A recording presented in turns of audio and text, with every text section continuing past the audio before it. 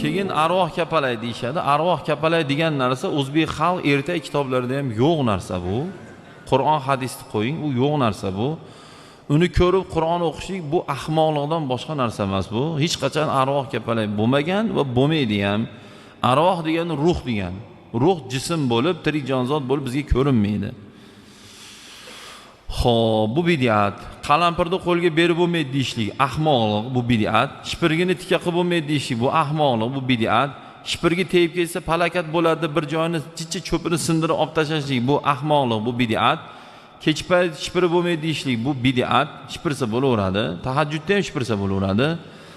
Shanba kuni pul berib bo'lmaydi deyishlik bu bid'at, bu ahmoqlik bu. Oldidan mishiq o'tib kelsa orqaga qaytib mish yurib olish kerak. Bu o'sha mishiq miya odamlar shunaqa qiladi buni. Unaqa qilib bo'lmaydi. Bu ham bid'at.